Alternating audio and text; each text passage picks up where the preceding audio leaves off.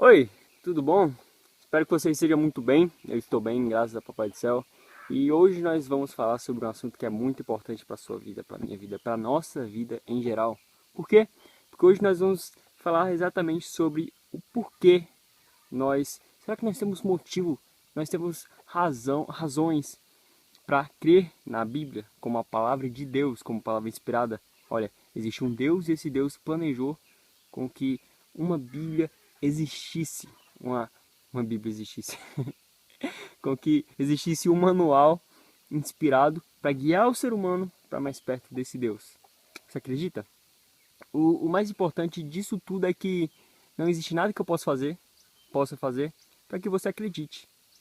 Você precisa dar esse primeiro passo de fé. É só você com Deus. Mas existe algo que vai te ajudar muito. Então, eu tô aqui para falar um pouco sobre isso e como é que eu vou tentar, eu não vou tentar explicar para você de maneira filosófica, porque isso já existe. O que as pessoas precisam é dar palavra na prática, colocar a mão onde nós podemos alcançar. E onde nós podemos alcançar é justamente esse manual que Papai do Céu nos deixou. Abra a sua Bíblia, se você não tiver, vai estar aparecendo aqui o texto embaixo, então você pode ir por aqui também.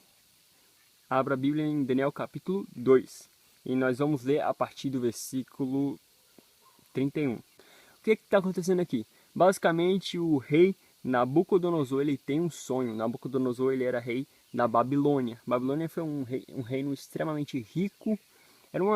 É como se fosse uma cidade-estado. É uma cidade muito grande, muito rica. E lá existia um rei. Esse rei não era um rei pagão, não cria no Deus de Israel. Porém, acontece algumas coisas que mudam a cosmovisão desse rei. Ele tem um sonho. Nesse sonho ele vê uma estátua. É uma estátua muito grande.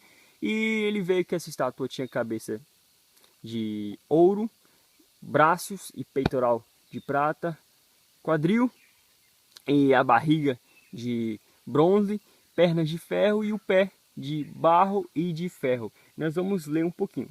Ó, versículo 31, Daniel ele começa a explicar. Tu olhaste, ó rei, e diante de ti estava uma grande estátua, uma estátua enorme, impressionante, de aparência terrível. A cabeça da estátua era feita de ouro puro. O peito e o braço eram de prata, o ventre e os quadris eram de bronze, as pernas eram de ferro e os pés eram em parte ferro e em parte de barro. Enquanto estavas observando, uma pedra soltou-se sem auxílio de mãos e atingiu a estátua nos pés de ferro e de barro e os esmigalhou. Então o ferro, o barro, o bronze, a prata e o ouro foram despedaçados, viraram pó, como pó da debulha do trigo na eira durante o verão. O vento os levou sem deixar vestígio, mas a pedra que atingiu a estátua tornou-se uma montanha e encheu toda a terra. Foi esse o sonho, e nós o interpretamos para o rei. Tu, ó rei, és rei de reis. O Deus dos céus concedeu-te domínio, poder, força e glória. Nas tuas mãos ele pôs a humanidade, os animais selvagens e as aves do céu. Onde quer que vivam, ele fez de ti o governante deles todos. Tu és a cabeça de ouro.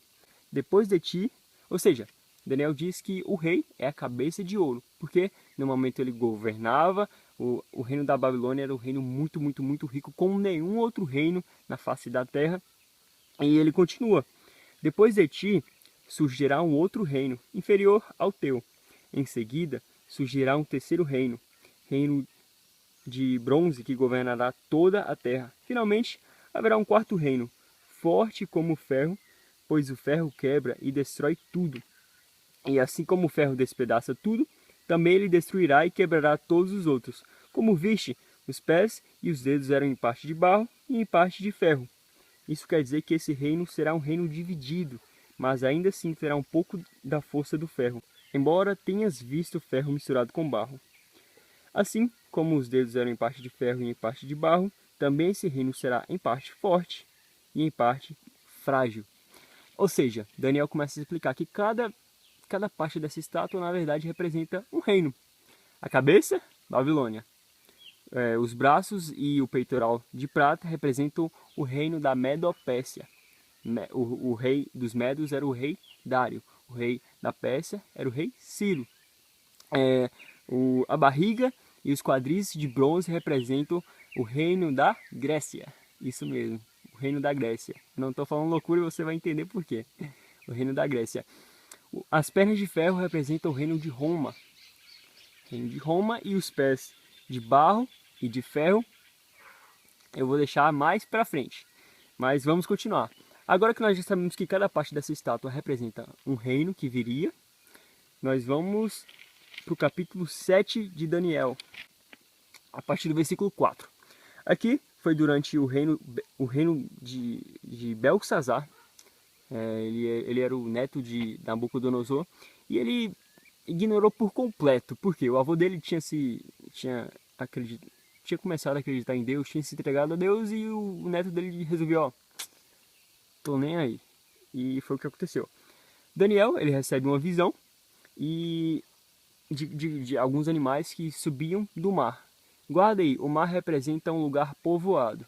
E tem até na tela aí, se você quiser comprovar que na verdade representa realmente um lugar povoado. Na linguagem apocalíptica, as águas representam um lugar povoado e o deserto representa um lugar desértico. Entendeu? Então vamos lá. O primeiro animal, né? O primeiro parecia um leão e tinha asas de águia. Eu observei e em certo momento as suas asas foram arrancadas e ele foi erguido do chão, firmou-se sobre os 2 pés como homem e recebeu o coração de homem. Nabucodonosor, ele tinha se exaltado, ele fez uma estátua toda de ouro para que as pessoas adorassem a ele mesmo. Só que o Senhor permitiu com que algumas coisas acontecessem com ele, como ele ter se tornado como uma fera, ele comia mato, exatamente. E por isso que a Bíblia fala aqui que ele foi erguido do chão, firmou-se sobre os 2 pés como um homem e recebeu o coração de homem. Por quê? Porque ele tinha entendido quem era o Deus de Israel e que somente ele é Deus. Continuando. A seguir, vi um segundo animal que tinha a aparência de um urso. Ele foi erguido por um dos seus lados e na boca, entre os dentes, tinha 3 costelas. Foi-lhe dito, levante-se e coma quanta carne puder. Esse urso representa o reino da Medopérsia. Depois disso, vi um outro animal, que se parecia com um leopardo. Nas costas tinha 4 asas, como as de uma ave. Esse animal tinha 4 cabeças e recebeu autoridade para governar. O leopardo representa a Grécia. 4 asas indica a velocidade com que Alexandre o Grande, ele conquistou ali o reino da Medopérsia. Então indica a velocidade com que o reino da Grécia foi firmado. Esse animal tinha 4 cabeças, que representam 4 reis que viriam depois de Alexandre o Grande. Versículo 7. Em minha visão à noite, vi ainda um quarto animal, aterrorizante, assustador e muito poderoso. Tinha grandes dentes de ferro, com os quais despedaçava e devorava suas vítimas, e pisoteava tudo que sobrava. Era diferente de todos os animais anteriores, e tinha 10 chifres. Que reino é esse? Roma. Justamente Roma. Agora, vocês lembram dos pés da estátua, que obviamente tinham 10 dedos, mas eram pés de barro, e em parte de barro e em parte de ferro? Indica que era um reino ainda assim poderoso, tinha algumas características de Roma, porém era um reino dividido e um pouco mais frágil. Aqui nós vamos ver que existe uma relação, no versículo 8. Enquanto eu considerava os chifres, vi outro chifre pequeno, que surgiu entre eles. E 3 dos primeiros chifres foram arrancados para dar lugar a ele. Esse chifre possuía olhos como os olhos de um homem, e uma boca que falava com arrogância. Então, enquanto Daniel olhava para essa besta, ele viu que entre aqueles chifres, outro chifre, um chifre pequeno aparecia. E esse chifre desbancava outros 3 chifres. Os chifres na Bíblia representam, em linguagem profética apocalíptica, representam exatamente reinos, reis ou reinos. Entre esses 10 chifres surgiu um que desbancou 3 chifres. Esses 10 chifres representam 10 reinos. Esses 10 reinos são tribos ali da região da Europa, e 3 dessas tribos deixaram de existir. E surgiu aí outro reino. O reino desse chifre pequeno, e também daquele representado pelos pés de ferro e de barro. Esse reino é o reino que foi constituído pelo poder de Roma, que se misturou com a igreja romana. Ou seja, o cristianismo, que era ortodoxo, ou seja, seguia a Bíblia plenamente, que era bem fiel à Bíblia, que seguia os princípios bíblicos, acabou se misturando com o governo.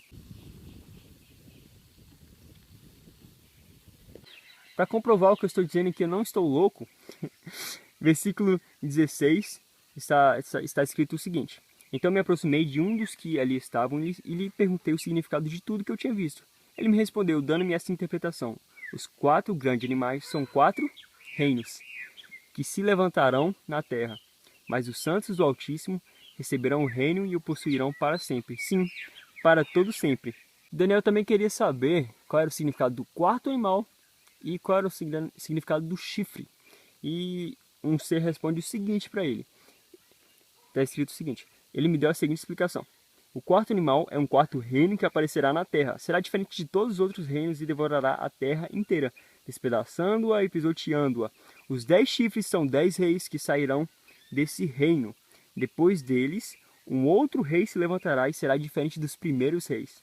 Ele falará contra o Altíssimo, oprimirá os seus santos e tentará mudar os tempos e as leis. Os santos serão entregues nas mãos dele por um tempo, tempos e meio tempo. Essa palavra tempo significa, na verdade, um ano. Existe um princípio hermenêutico, um princípio de interpretação da Bíblia com referência a profecias apocalípticas que dizem o seguinte: um dia representa um ano e cada tempo representa um ano. 3 anos e meio, 3 tempos e meio. Quantos dias existem em 3 anos e meio? Existem 1260 dias. Parece loucura, mas na verdade o que a Bíblia está querendo dizer é que os santos serão entregues nas mãos dele por um tempo, tempos e meio tempo, que representam exatamente 1260 anos. Ah, mas você pode estar pensando, você está inventando isso, não faz sentido. Beleza, vamos para um livro que foi escrito mais ou menos 590 anos depois que Daniel escreveu. Eu estou chutando aqui, mas é por aí, entre 500 e 600 anos, 650 anos depois que Daniel escreveu o livro dele. Vamos para Apocalipse 11, do 1 ao 3. Aqui fala sobre as 2 testemunhas, que representam o Antigo e o Novo Testamento. Deram-me um caniço semelhante a uma vara de medir, e me disseram: Vá e meça o templo de Deus e o altar, e conte os adoradores que lá estiveram. Exclua, porém, o pátio exterior, falando sobre o santuário de Deus. Não o meça, pois ele foi dado aos gentios. Eles pisarão a cidade santa durante 42 meses. Quantos dias existem em 42 meses? Exatamente 1260 anos. Dias, que representam anos.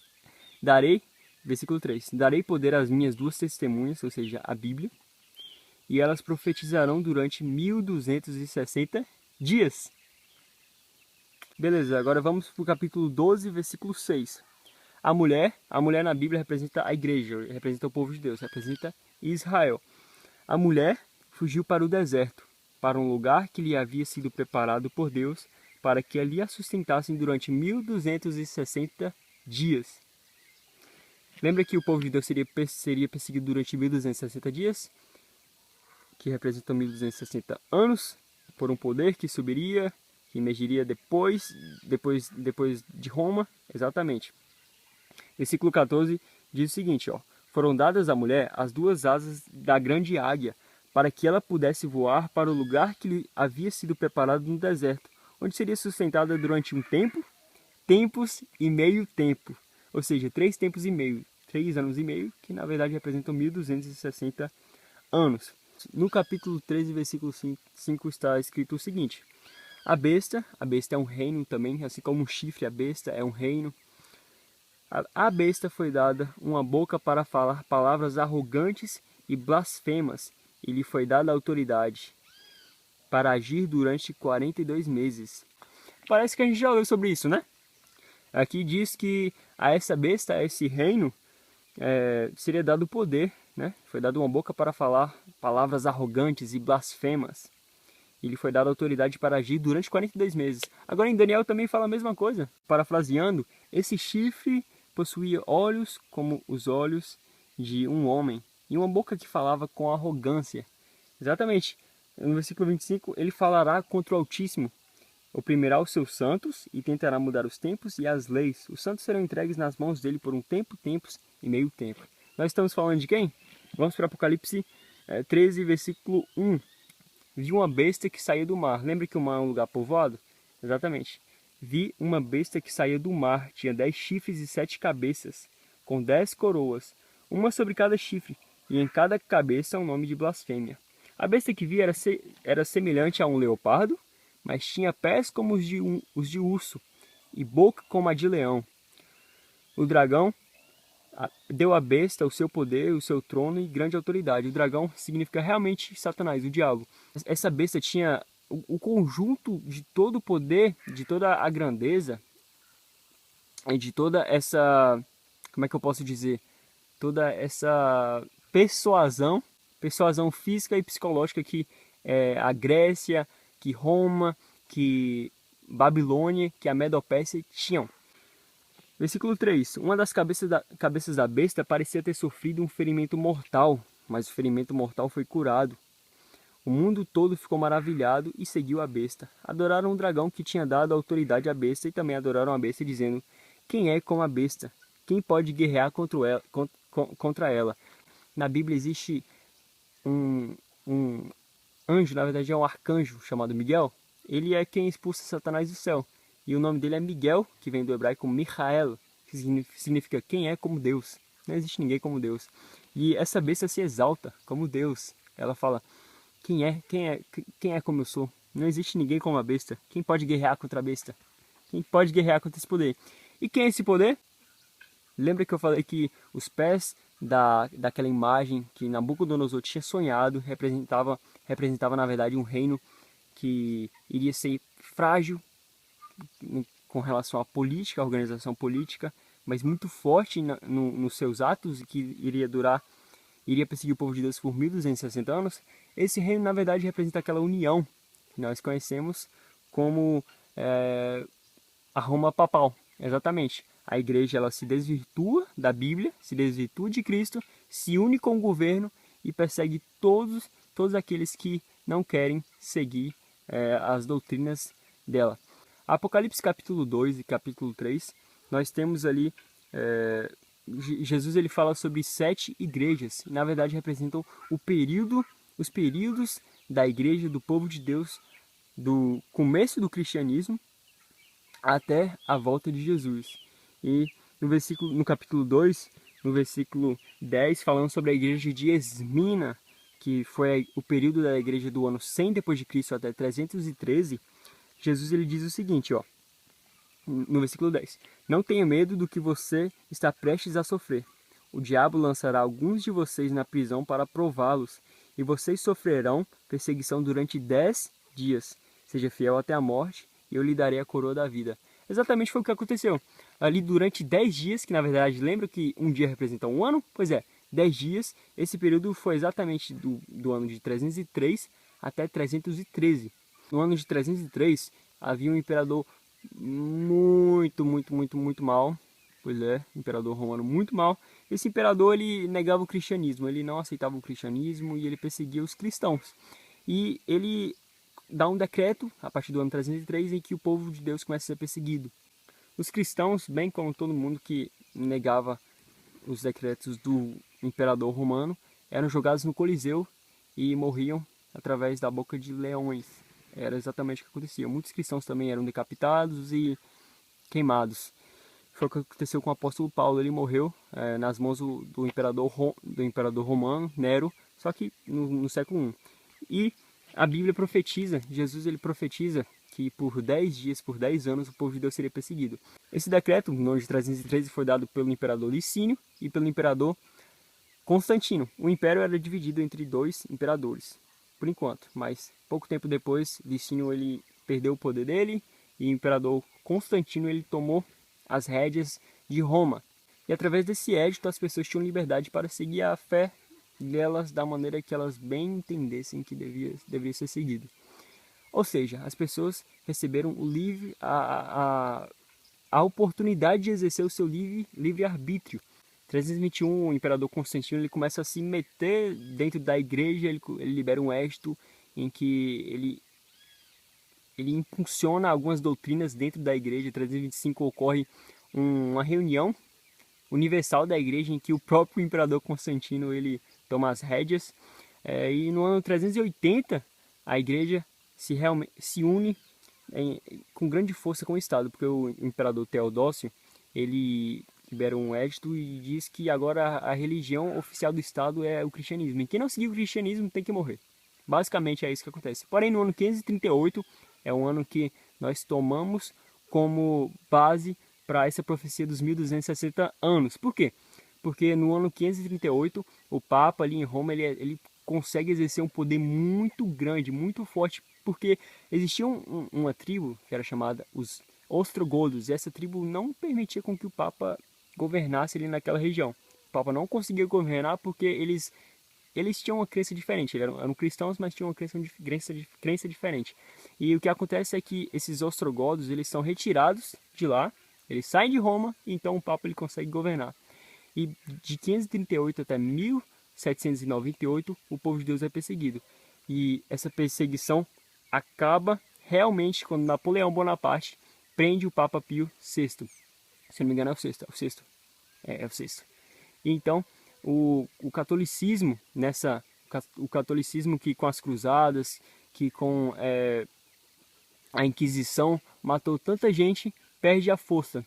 E foi exatamente o que aconteceu, e exatamente esse é o poder que a Bíblia fala, que perseguiu o povo de Deus e outras pessoas que não quiseram seguir a fé do catolicismo por tanto tempo.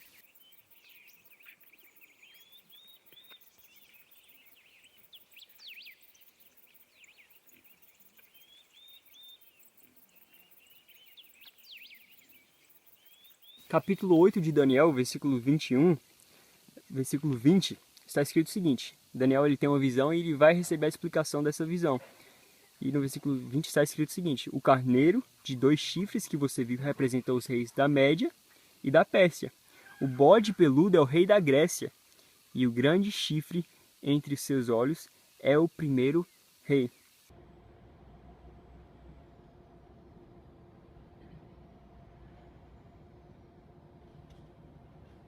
A partir do versículo 9 está escrito o seguinte: de um deles saiu um pequeno chifre, que logo cresceu em poder na direção do sul, do leste da terra magnífica. Cresceu até alcançar o exército dos céus e atirou na terra parte do exército das estrelas e as pisoteou. Tanto cresceu que chegou a desafiar o príncipe do exército, suprimiu o sacrifício diário oferecido ao príncipe e o local do santuário foi destruído.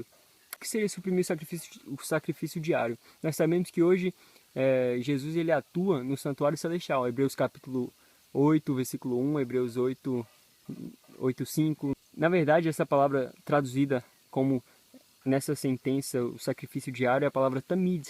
E é, na verdade, todo o serviço que ocorria no santuário diário. Ou seja, o que a Bíblia quer dizer é que esse poder atrapalharia o entendimento do pessoal, do povo de Deus, sobre o que Jesus faz, sobre o que Jesus está fazendo hoje em dia, sobre tudo que Jesus fez, mas basicamente sobre o que ele faz no santuário celestial, e hoje purificando esse santuário celestial para que ele volte, e ele também não julga, como está escrito em Daniel capítulo 7, versículo 9, quando ele se senta para julgar tudo e todos. No versículo 12, por causa da rebelião, o exército dos santos e o sacrifício diário foram dados ao chifre. Ele tinha um êxito em tudo que fazia e a verdade foi lançada por terra. A verdade foi lançada por terra, porque esse poder perseguiria o povo de Deus e também mudaria os tempos e as leis. Então ouvi 2 anjos conversando e um deles perguntou ao outro: quanto tempo durarão os acontecimentos anunciados por esta visão? Até quando será suprimido o sacrifício diário? E a rebelião devastadora prevalecerá. Até quando o santuário e o exército ficarão entregues ao poder do chifre e serão pisoteados? Ou seja, até quando a verdade será pisoteada? Até quando a verdade sobre o que Jesus faz vai permanecer jogada por terra? Então, o anjo disse para Daniel, ele me disse: isso tudo levará 2.300 tardes e manhãs. Então o santuário será reconsagrado. Tarde e manhã, um dia. 2.300 tardes e manhãs, 2.300 dias, 2.300 anos. Essa profecia ela trabalha em conjunto com outra profecia, que é a profecia das 70 semanas. Daniel, ele estava orando e confessando seu pecado, então o anjo Gabriel vem revelar algumas verdades para Daniel. E no versículo 24 está escrito o seguinte, ó: 70 semanas estão decretadas para o seu povo e sua santa cidade, a fim de acabar com a transgressão, dar fim ao pecado, expiar as culpas, trazer justiça eterna, cumprir a visão e a profecia e ungir o Santíssimo. 70 semanas estão decretadas. A palavra aqui é hatar do hebraico. Significa exatamente cortada. A palavra significa cortada, dividida. Ou seja, 70 semanas estão cortadas. Mas cortadas de quê? De outra profecia, dos 2.300 anos. Essas 70 semanas viriam para acabar com a transgressão, dar fim ao pecado, expiar, ou seja, perdoar a culpa pelo pecado, trazer justiça eterna, cumprir a visão e a profecia e ungir o Santíssimo. O Santíssimo representa o santuário, o lugar santo do santuário celestial. É o que Jesus está fazendo agora, purificando esse santuário. Ou seja, quem é que daria fim ao pecado? Quem é que expiaria a culpa? Somente Jesus com sua morte na cruz, seu sacrifício na cruz, que pagou o preço do nosso pecado, o preço infinito, porque o preço do Filho de Deus é infinito. Jesus, que é o próprio Deus, tem um preço infinito e ele morreu por todos nós. Versículo 25. Saiba e entenda que a partir da promulgação do decreto, que manda restaurar e reconstruir Jerusalém, até que ungido, o príncipe venha, haverá 7 semanas e 62 semanas, ou seja, haverão 69 semanas. A cidade de Jerusalém, o templo de Jerusalém, foram destruídos ali basicamente no século 6 a.C. Os judeus, após um tempo no exílio da Babilônia, começam a voltar para Jerusalém. Eles começam a reconstruir, não só fisicamente, mas também a estrutura política de Jerusalém. E a estrutura política de Jerusalém está completa ali no ano 457 a.C. E é exatamente a partir dessa data que essa profecia começa a ser contada. Saiba e entenda que a partir da promulgação do decreto que manda restaurar e reconstruir Jerusalém, até que ungido o príncipe venha, haverá 7 semanas e 62 semanas, ou seja, 69 semanas. 70 semanas são exatamente 490 dias, 490 anos.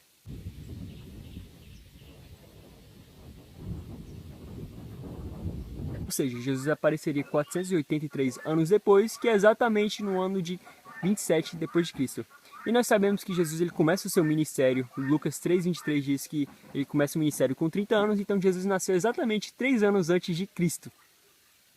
Pois é, quem estabeleceu o calendário gregoriano, ele acabou fazendo um cálculo errôneo e Jesus nasceu 3 antes de Cristo. Olha que beleza, que confusão.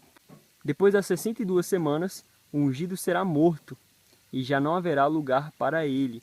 A cidade e o lugar santo serão destruídos pelo povo do governante que virá. O fim virá como uma inundação, guerras continuarão até o fim e desolações foram decretadas. Ou seja, Jesus morreria após as 62 semanas, mas lembra que existiam 7 semanas antes das 62? Ou seja, Jesus morreria depois das 69 semanas, que na verdade foi no ano 31 depois de Cristo. E desolações continuariam até o fim. A cidade de Jerusalém seria destruída novamente por Roma no ano 70 depois de Cristo. Foi o que aconteceu. E o legal disso tudo é saber que a vinda de Jesus estava profetizada, e nós vamos estudar isso melhor no próximo vídeo. A vinda de Jesus estava profetizada, o ano exato de seu nascimento estava profetizado, as desolações, a destruição de Jerusalém no ano 70 depois de Cristo e muito mais que a Bíblia tem para nos oferecer, porque a Bíblia é a palavra de Deus. Tá bom? Nós somos falhos, eu sou falho, eu espero que você tenha entendido. Tenho certeza que não foi um estudo perfeito, mas lembre-se que através do Espírito Santo, e por isso é muito importante nós orarmos antes de qualquer estudo. Espero que você tenha entendido um pouco melhor sobre como a Bíblia é perfeita e como a Bíblia não falha, e como a Bíblia já profetizou muitas coisas que deveriam acontecer e que estão acontecendo justamente agora. Muitas verdades foram lançadas por terra, só que Deus vem revelando as verdades ao seu povo, e isso é incrível, e libertando o seu povo.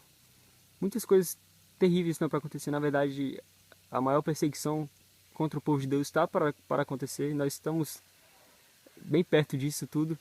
Eu espero que Deus te abençoe e te proteja. E eu sei que palavras não são suficientes para que você, que talvez não acredite em Deus ou na palavra de Deus, entenda isso, entenda que é tudo muito real, muito mais real do que a gente imagina. Mas é isso. Senhor nosso Pai, foi muito bom estudar a sua palavra com essas pessoas que estão assistindo o vídeo. Eu sou falho, imperfeito, mas eu sei que o Senhor usa pessoas falhas como eu e quer usar todas as pessoas que estão assistindo esse vídeo, meu Deus. Muito obrigado pelo seu amor, pelo seu carinho e porque o Senhor não deixou com que a sua verdade permanecesse no chão, mas que a sua verdade, a sua palavra fosse espalhada.